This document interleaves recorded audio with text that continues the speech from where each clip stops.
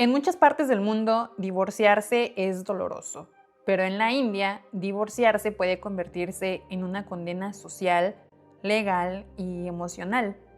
En la India, el matrimonio no es solo una unión entre dos personas, es una alianza entre familias, castas, religiones, reputaciones. Y cuando algo se rompe, no se rompe en silencio. Hoy vamos a hablar de algo que casi nadie quiere mirar de frente. ¿Qué pasa cuando un matrimonio fracasa en la India? Vamos a hablar de lo que dicen las leyes, lo que pasa con los hijos, lo que ocurre con el dinero y la casa, y un tema muy incómodo pero necesario: las acusaciones falsas y también las reales. Hola amigos y bienvenidos a otro episodio más. Si tú eres nuevo, déjame presentarme. Mi nombre es Ney Jiménez. Soy una mexicana viviendo en la India desde hace 8 años, mamá de 2 niños, casi 31 añitos. Y en este canal exploramos y desmenuzamos pues más a fondo temas culturales, religiosos y un poquitito de cultura pop sobre este país. Qué gusto es saludarlos de nuevo por aquí, ahora sí ya de regreso en la casa después de un viaje en el sur de la India. Este mes vamos a enchular este espacio. Y de paso les comento que si ustedes no me siguen todavía, tengo otro canal de vlogs en donde pues les muestro un poquitito más a fondo cómo es vivir aquí tal cual. Me pueden encontrar como La Increíble India. Y ahora sí, como ya vieron en el título de este video, hoy vamos a estar hablando del divorcio en la India. Un tema que estoy segura nos va a abrir un poquitito más las puertas para ver cómo es todo este rollo por aquí. Creo que en nuestros países el divorcio pues hoy en día se ve como algo más normal, pero aquí lamentablemente la historia puede ser muy distinta, así que te invito a que me pongas mientras estás lavando los trastes, mientras manejas, mientras estás cocinando. Y ahora sí, sin más, vamos a comenzar. Antes de hablar de injusticias, acusaciones o dolor, tenemos que responder una pregunta básica. ¿En la India es legal divorciarse? La respuesta corta es sí. El divorcio es legal en la India desde hace décadas, pero la respuesta real es mucho más compleja, porque en la India no existe una sola ley de divorcio. La India no funciona con un único código familiar como en muchos países de Occidente. Aquí el matrimonio y el divorcio están regulados por la religión. Eso significa que el Estado reconoce sistemas legales distintos dependiendo de la fe bajo la cual te casaste. Por ejemplo, si eres hindú, sikh, jainista o budista, tu matrimonio y divorcio se rigen por el Hindu Marriage Act. Si eres musulmán, aplican las leyes personales islámicas, que funcionan de manera diferente. Si eres cristiano, tu proceso entra bajo el Indian Divorce Act. Y si te casaste sin religión o con una persona de otra fe, entonces entra el Special Marriage Act, que es un matrimonio civil. En este último es en el que yo me casé por ser extranjera, por ser de otra religión. Y pues bueno, si tú estás pensando venir y casarte, escucha primero este podcast y ya después te comento que tienes que casarte bajo el Special Marriage Act. Eso significa que dos personas pueden vivir exactamente el mismo infierno matrimonial, pero enfrentarse a reglas, tiempos y consecuencias completamente distintas solo por su religión. Para alguien que no conoce la India, esto puede sonar confuso, y la verdad sí que lo es, porque no solo cambian los motivos válidos para divorciarse, los requisitos, sino también la facilidad o dificultad del proceso. En algunos sistemas se exige probar la culpa, en otros basta el consentimiento mutuo y en otros la presión social pesa más que la misma ley. El resultado es que el divorcio no es una experiencia uniforme, es un camino lleno de obstáculos distintos según quién eres y de dónde vienes. Si el divorcio es legal, entonces ¿por qué tan poca gente logra hacerlo? La respuesta está prácticamente en su sociedad. En la India, el matrimonio no es visto como una elección individual, es un compromiso colectivo. Cuando dos personas se casan, no solo se unen ellas, se unen familias, apellidos, castas, reputaciones y tradiciones. Y por eso, cuando un matrimonio fracasa, el problema no se vive en privado, se vive de cara a todos. Como ustedes saben, aquí el matrimonio no se enseña como una elección, se enseña casi como una obligación social. Desde muy jóvenes a muchas personas se les repite la misma idea una y otra vez, que el matrimonio es para toda la vida, que aguantar es una virtud y que separarse es un fracaso. Pero estas reglas no pesan igual para todos. Adivinen para quién pesa más. Sí, adivinaron, para las mujeres. Porque cuando una mujer se divorcia, rara vez la pregunta es otra, casi siempre es la misma. ¿Qué fue lo que hiciste mal? En muchos entornos, el divorcio no se entiende como una salida, ni como una forma de protegerse, ni como un acto de valentía. Se ve como una mancha y como algo que marca. Y a ese peso se suma algo todavía más fuerte, la mirada ajena. Para muchas parejas en la India, divorciarse no solo significa separarse, significa decepcionar a los padres, romper la reputación familiar, convertirse en tema de conversación y cargar con un estigma social que no se borra fácilmente. En comunidades pequeñas, el divorcio no se olvida, se recuerda, se comenta y se juzga. Por eso muchas personas prefieren soportar en silencio antes que enfrentarse al juicio colectivo. Y vaya que es verdad, porque recuerdo muy bien que el año pasado estábamos mi esposo y yo platicando muy bien. De repente le llama uno de sus amigos y le dice, oye, adivina qué, pues que resulta que tal amiguito se está divorciando, ¿cómo ves? Y ve casi como de que, no, ¿cómo es posible? ¿Qué pasó? Y el otro diciéndole pues los motivos por los cuales se había separado. Y aunque ambos sabían que su amigo estaba siendo infeliz, para los dos fue como una decisión malísima, como la peor tragedia que le pudo haber pasado. Y sí, es verdad. Una persona que se divorcia aquí carga con un estigma social fuerte, principalmente el que no supo cómo mantener a su familia unida. A los hombres digamos que les toca cargar con ese peso social. Pero, ¿qué pasa con las mujeres en la India? Bueno, aquí el tema se torna un poco diferente. Muchas mujeres no tienen independencia económica, muchas dejaron de trabajar después del matrimonio, muchas dependen completamente de la familia del esposo, y divorciarse en esos casos puede significar quedarse sin casa, volver a un hogar donde no siempre son bienvenidas o perder toda estabilidad económica. Por eso, para muchas mujeres en la India, divorciarse no es una decisión emocional, es una decisión de supervivencia. Y aunque suene duro decirlo, hay mujeres que piensan que quedarse es más seguro que salir. Piensan que es mejor aguantar que empezar desde cero, que es mejor esto que no tener nada, y es mejor el silencio que el rechazo. El miedo al después pesa más que el dolor del presente. Y eso explica por qué muchos matrimonios en la India no terminan, aunque estén completamente rotos por dentro. Muchos indios se jactan de que pues aquí se les enseñan muchos valores familiares y que también aquí la tasa de divorcio es muchísimo menor que otros países, pero la verdad, detrás de muchos matrimonios hay mucho maltrato, violencia doméstica, violencia económica y sobre todo muchísimo aguante de las mujeres. Aparte, a todo esto se le suma otro factor clave, la familia. En muchos casos, las familias no apoyan el divorcio. Al contrario, intentan evitarlo a toda costa. Piden paciencia, minimizan la violencia, justifican el maltrato y casi siempre terminan culpando a la mujer. No necesariamente porque no vean el problema, son conscientes de que algo no está funcionando y de que está mal, sino porque el divorcio significa perder algo que consideran sagrado, el honor social. Y así, lo que empezó como un problema entre dos personas termina convirtiéndose en una batalla contra todo un entorno. En muchos países, el honor es algo individual. Tiene que ver más con tus conductas, tus decisiones y tu vida privada. Pero aquí en la India no es así. Aquí el honor no pertenece solo a la persona, pertenece a la familia entera.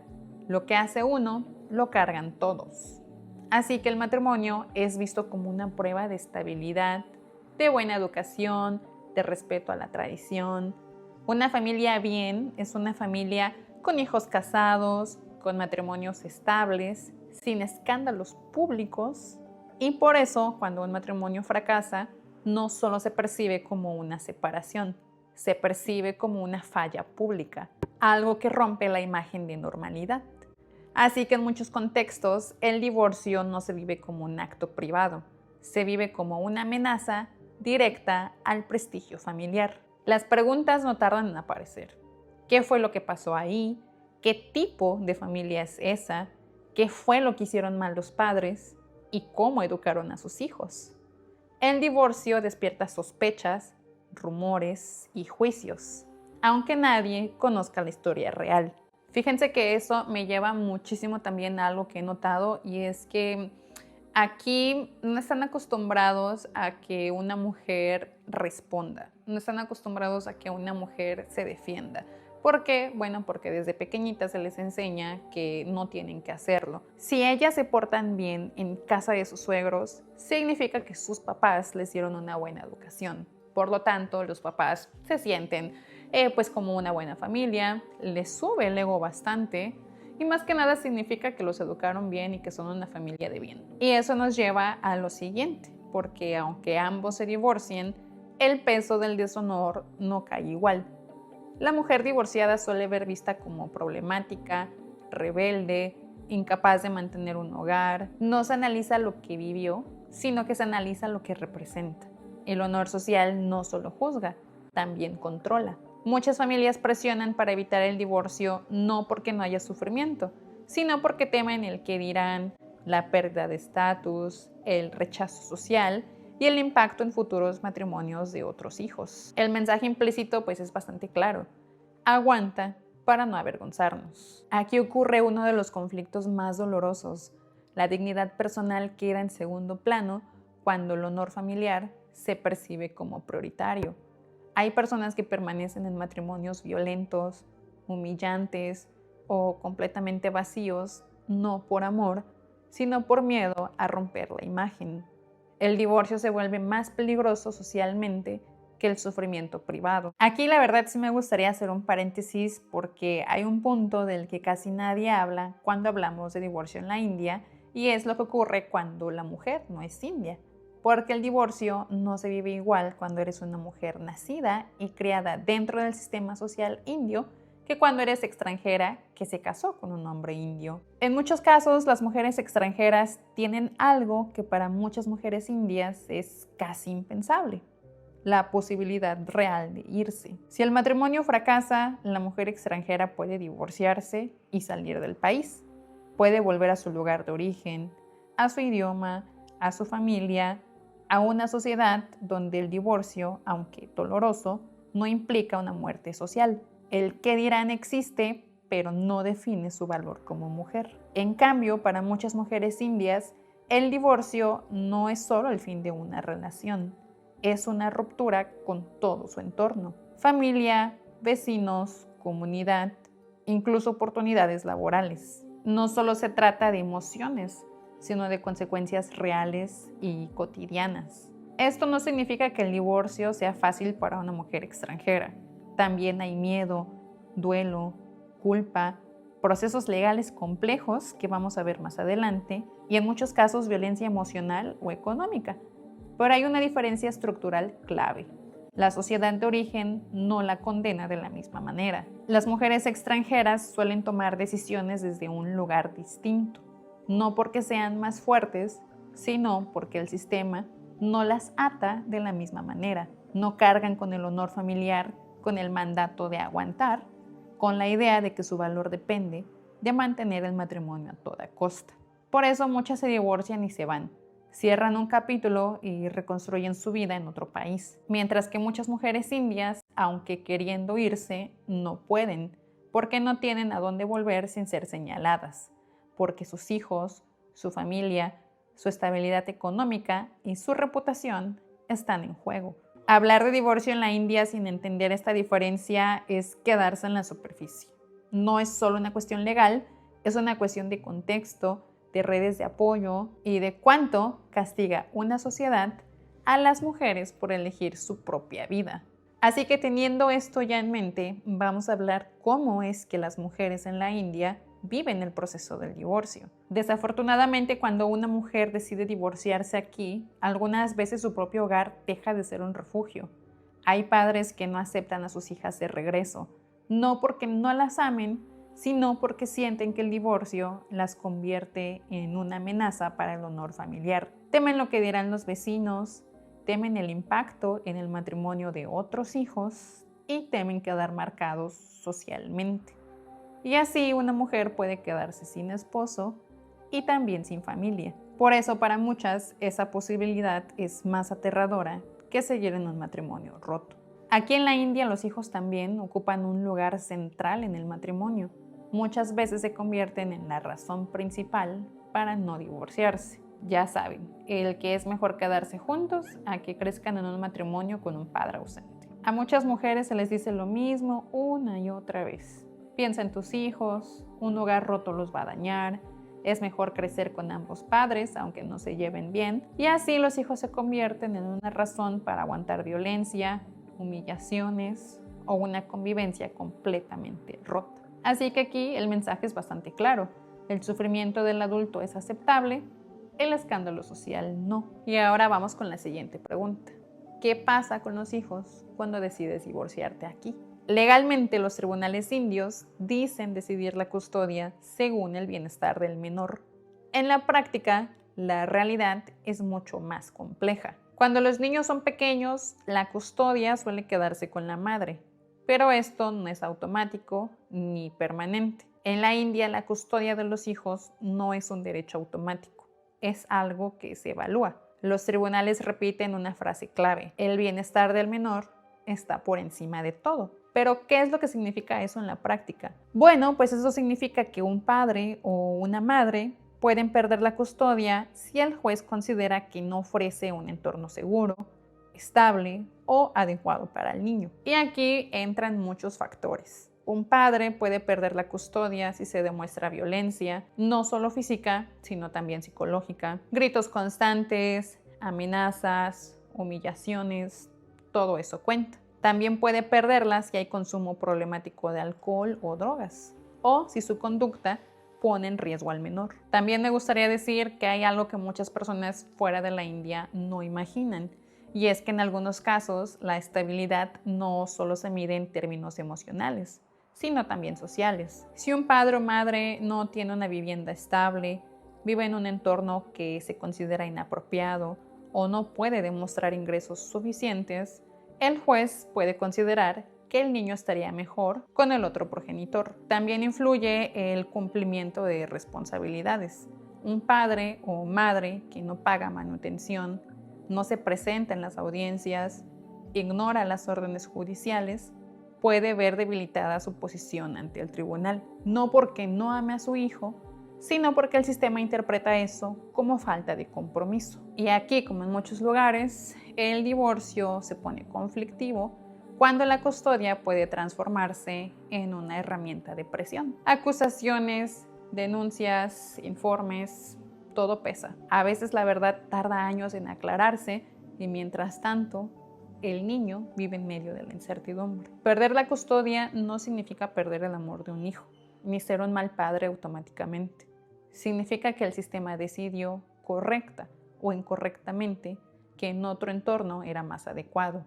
Y esa decisión, justa o no, marca vidas. Porque aquí, cuando un matrimonio termina, la pregunta no es solo con quién me quedo, sino a dónde voy y de qué voy a sobrevivir. Y aquí la desigualdad se vuelve brutal. A diferencia de otros países, en la India no existe una división automática de bienes. De hecho, cuando me casé en la corte, me quedé muy sorprendida de saber que aquí no existe pues lo de bienes mancomunados o lo de bienes separados. Así que si tú estás pensando en casarte aquí, piénsalo bien y en mente en que tienes que tener cosas a tu nombre. Por si algún día algo se presenta, necesitas poner cosas a tu nombre. Y aquí te va por qué. En muchos matrimonios, la casa está a nombre del esposo o a nombre de los padres del esposo. Aunque la mujer haya vivido ahí por años, aunque haya cuidado a los hijos, aunque haya sostenido el hogar, no siempre se le da derechos legales sobre la propiedad.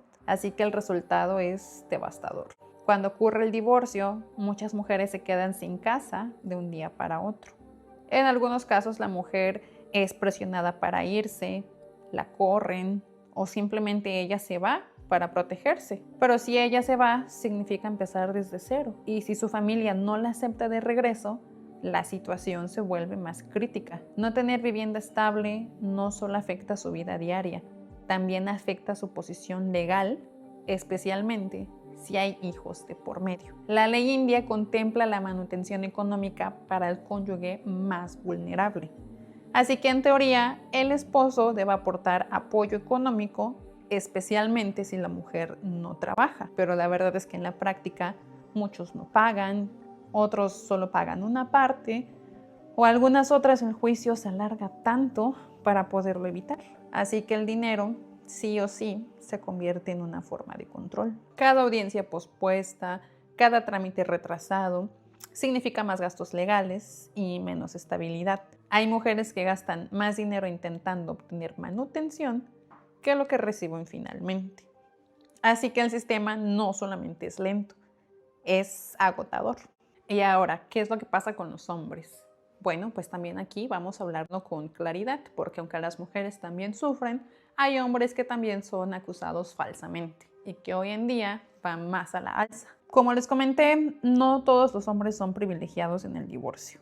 Hay hombres que pierden contacto con sus hijos, enfrentan obligaciones económicas desproporcionadas o más que nada una compensación que muchas veces las mujeres piden y que puede ser exorbitante. Algunos otros quedan atrapados en procesos legales largos y costosos. Así que el divorcio puede empobrecer a ambos lados, aunque eso sí, el impacto no es simétrico, porque las condiciones de partidas no son iguales. En muchos divorcios, quien tiene más dinero tiene ventaja. Puede pagar mejores abogados, puede alargar el proceso, puede presionar económicamente, y quien no tiene los recursos termina cediendo, no porque no quiera, sino porque no puede más. Hablar de divorcio en la India implica también hablar de violencia, y hablar de violencia implica aceptar una verdad incómoda. La violencia existe, pero el sistema que intenta combatirla no siempre funciona como debería. La violencia doméstica en la India es real. Yo la he visto, la he palpado. No es exageración ni tampoco es propaganda. Hay mujeres que de verdad viven golpes, amenazas, humillaciones constantes, control económico, porque aquí el control económico es fuerte, el abuso psicológico. Y durante décadas estas violencias fueron ignoradas o minimizadas. Les sigo, se normaliza. Por eso existen leyes específicas para proteger a las mujeres. Y estas leyes son necesarias. Entre estas leyes está la famosa sección 498A, creada para proteger a las mujeres de la crueldad matrimonial y el abuso por dote. Amigos, el tema del dote, tema de nunca acabar. Si ustedes no han visto el episodio, se los dejo por aquí para que vayan y lo vean y lo entiendan.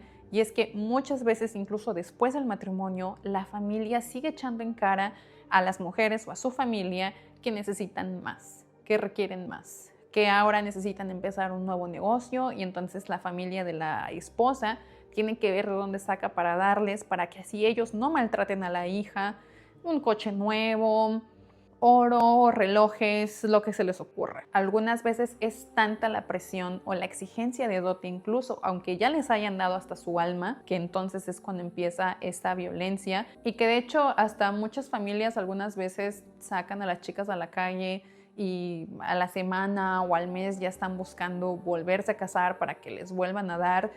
Como les comento, es un tema de nunca acabar, así que vayan y véanlo por allá. Y bueno, gracias a esta ley, cuando una mujer llama y dice que está sufriendo en su matrimonio algún tipo de esta violencia o abuso, esta ley permite arrestos rápidos, denuncias contra el esposo e incluso contra miembros de su familia. Es decir, la suegra, la hermana, la tía, quien quiera que la esté abusando, también puede ser arrestada. Pero también está la otra parte incómoda. Con el tiempo también surgieron casos de acusaciones falsas o exageradas. No son la mayoría, pero sí existen. Y cuando ocurren, las consecuencias son devastadoras. En divorcios altamente conflictivos, algunas denuncias se usan como forma de presión para acelerar acuerdos, para obtener dinero o para castigar al otro. Las familias enteras pueden ser arrastradas antes de que se pruebe nada. Y aunque después se demuestre la inocencia, el daño ya está hecho. Muchas familias se quedan sin nada, algunas otras pierden su honor, que como vemos es bastante importante aquí. Todo porque una esposa denunció falsamente. Hay hombres que han perdido su reputación, su trabajo, el contacto con sus hijos. Algunos no soportan la carga y terminan quitándose la vida. La verdad es un tema del que se habla poco, pero también existe. No para invalidar la violencia contra las mujeres, que como les cuento está, sino para mostrar que un sistema mal equilibrado también destruye inocentes. Aquí es donde el debate se vuelve peligroso, porque hay dos extremos: negar la violencia real o negar que existen abusos legales. Ambos silencios son dañinos. Un sistema justo debería proteger a quien sufre sin castigar a quien no ha sido probado culpable. Pero en la práctica eso no siempre sucede. Los tribunales están saturados, los jueces tienen miles de casos y la línea entre protección y castigo se vuelve borrosa. La mayoría de las denuncias nacen del dolor real, pero cuando algunas se usan mal, ponen en duda todas. Y eso termina perjudicando incluso a las mujeres que sí necesitan ayuda. Y bueno, pensaríamos que ya después de que el divorcio legal fue concedido, pues prácticamente vuelves a tu vida normal. Pero la verdad es justo cuando el juicio comienza. En gran parte del país, una persona divorciada no pasa desapercibida. Se convierte en tema de conversación, motivo de especulación, objeto de juicios silenciosos. A una mujer divorciada se le pregunta más, se le juzga más. Su forma de vestir, su forma de hablar, todo está bajo la lupa. Y el divorcio se vuelve en una etiqueta. Aunque legalmente la mujer sea libre, socialmente muchas veces no lo es. ¿Por qué? Bueno, pues interpreta como una mujer difícil, demasiado independiente, problemática y en contextos conservadores también como una amenaza moral. No importa lo que vivió, importa prácticamente lo que representa. Y bueno, ¿qué pasa con los hombres? Los hombres divorciados también enfrentan estigma, pero de una manera distinta. Se les puede ver como irresponsables, incapaces de sostener un hogar, pero en general tienen más margen social para rehacer su vida. El juicio existe, pero pesa menos. Para una mujer divorciada con hijos, una de las mayores preguntas es: ¿a dónde voy? Si la familia del esposo la rechaza y su propia familia no la acepta de regreso, la situación se vuelve crítica. No tener casa significa no poder demostrar estabilidad. Y sin estabilidad, la custodia puede ponerse en duda. Así que en muchos divorcios, los hijos terminan atrapados en una batalla que no entienden. Muchas parejas utilizan a los hijos como herramienta de presión, razones para prolongar el proceso y monedas de intercambio emocional. Algunos padres amenazan con quitarlos y otros los usan para castigar a la expareja. Y mientras los adultos pelean, los niños esperan. Los hijos de padres divorciados no quedan al margen del juicio social. También ellos se enfrentan. En algunas comunidades son vistos como niños de un hogar roto, enfrentan preguntas incómodas, reciben miradas distintas. El divorcio no termina en los adultos, se filtra también en la vida de los hijos. Muchas veces se dice que el divorcio daña a los niños, pero lo que realmente los daña es vivir en tensión constante, crecer entre gritos, normalizar el silencio y el miedo. Los niños no necesitan hogares perfectos, necesitan hogares seguros. Y ahora viene la siguiente pregunta: ¿pueden volver a casarse en la India después de divorciarse? Legalmente, obvio que sí. Una persona divorciada en la India tiene todo el derecho de volver a casarse. No hay nada que lo prohíba. Pero socialmente la historia cambia. Para los hombres, volver a casarse suele ser más aceptado, especialmente si tienen estabilidad económica. Para las mujeres es mucho más difícil. Muchas familias dudan en aceptar a una mujer divorciada como nuera. Cuestionan su pasado, temen el qué dirán. Además, si tiene hijos de otro matrimonio, las posibilidades se reducen aún más. No es imposible, pero tampoco es fácil. Aquí divorciarse es legal, pero vivir como persona divorciada es sumamente difícil. Como dijimos, no por la ley, sino por la sociedad. Aquí separarte no siempre te libera del pasado, a veces solo cambia el tipo de carga que llevas. Si nos sirve de consuelo, podemos decir que cada vez más personas están eligiendo algo distinto, que es romper ciclos, priorizar su dignidad y construir una vida nueva, aunque el camino no sea fácil, porque quedarse por miedo también tiene un precio. Y con eso, amigos, hemos llegado al final de este episodio, en donde yo de antemano sé que me estoy comiendo algunas partes, pero es que el tema del divorcio es tan extenso, tan largo. He tratado de resumirlo lo más posible. Un tema sumamente complicado por tantas cosas que vienen detrás. Si de por sí el divorcio ya en nuestra cultura es difícil, ahora imagínense dentro de una sociedad súper ultra conservadora. Espero que con este video les haya aclarado un poquitito más el panorama. Déjenme aquí abajo sus comentarios, sus preguntas o sugerencias para un siguiente episodio. Y bueno, no me queda más que despedirme de ustedes, no sin antes decirles que si les gusta este tipo de contenido pueden darle like y comentar para que la plataforma me siga mostrando a más personas y yo siga haciendo más este tipo de episodios. Nos vemos en el siguiente episodio. Adiós.